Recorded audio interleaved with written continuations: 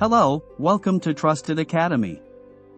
This is a session related to the European Regulation number 910, 2014, on electronic identification, authentication, and trust services, the eIDAS regulation. In this session we will talk about electronic signatures, more specifically, the introduction to electronic signatures. In the end, we will know: what is electronic signature? What is it for? And, what are the different levels or categories? Let's then start our session. But after all, what is an electronic signature?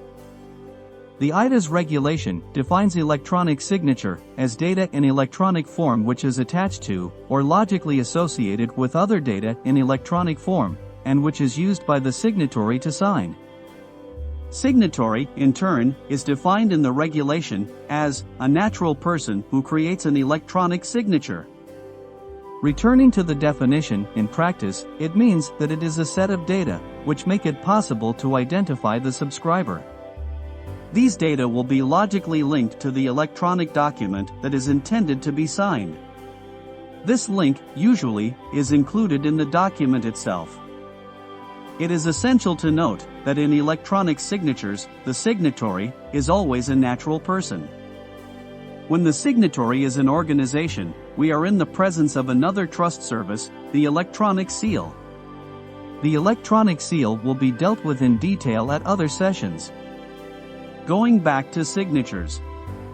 In practice, we can say that the electronic data that are used to sign are the electronic equivalent of the traditional handwritten signature on paper, and are a way of making known to third parties, electronically, that the signatory had intended to sign the document. That intention is materialized under one of the following conditions: as the author of the document, as having agreed to the content, or acting as a witness. Another aspect, very important to note, is that electronic signature is not the same as digital signature. Electronic signature is a legal concept, in turn, digital signature is a concrete mechanism, based on asymmetric cryptographic algorithms, based on complex mathematical operations. Regarding the characteristics of public key encryption, digital signature and PKI, we have several sessions, just for that purpose. So let's see now, what are the various levels of electronic signatures? Based on the regulation, we can consider three levels or categories, which will be presented in ascending order of security: simple electronic signatures, advanced electronic signatures, and qualified electronic signatures. Entering the first level of assurance, we have simple electronic signatures.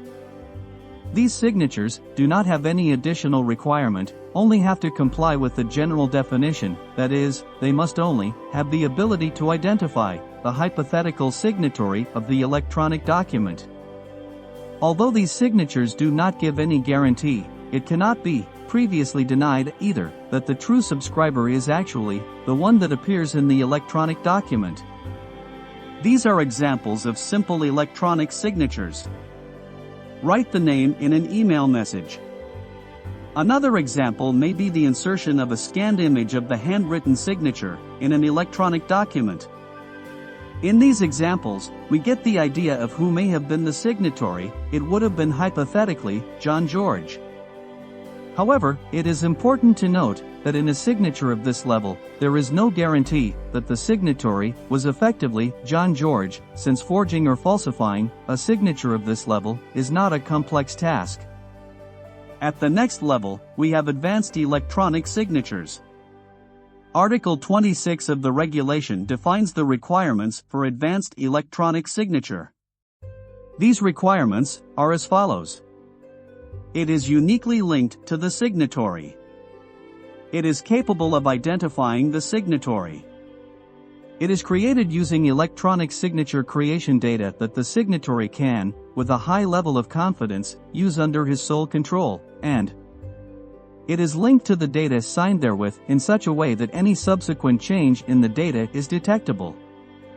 With current technologies, the most common way to meet these requirements is the use of public key infrastructures and digital signatures. It means that, if we use digital signatures, they comply with all the requirements of the regulation, so that it can be considered an advanced electronic signature. We can also note that the way in which the requirements are described allows them not to be associated with any specific technology, remaining valid in time, regardless of the technologies used.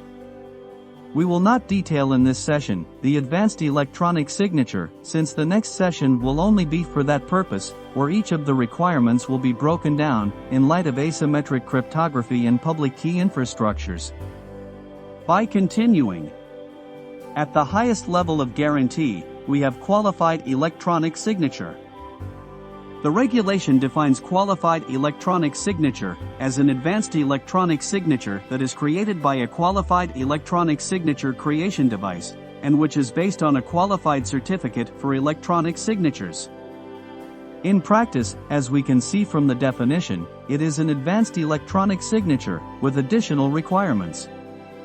Also in this case, we will not detail in this session the qualified electronic signature, since we have other sessions where this subject will be addressed exclusively in the light of qualified certificates and cryptographic devices. We will also have our own sessions to deal with the effects and legal value of electronic signatures, especially qualified electronic signatures. On this matter, we leave only the indication that Article 25 of the regulation clearly states that the qualified electronic signature has a legal effect equivalent to a handwritten signature. Before the end of the session, we will make a brief summary, focusing on the most relevant items to retain, namely, electronic signature is a legal concept. In electronic signatures, the signatory is always a natural person. As a general rule, electronic signatures are a way of making known to third parties, electronically, that the signatory is the one who drafted the document, who agreed to its content, or eventually signs as a witness. Conceptually, electronic signature is not the same as digital signature. There are three levels or categories of electronic signatures: simple, advanced, and qualified. The qualified electronic signature is an advanced electronic signature with additional requirements. We have reached the end of this session. See you next time.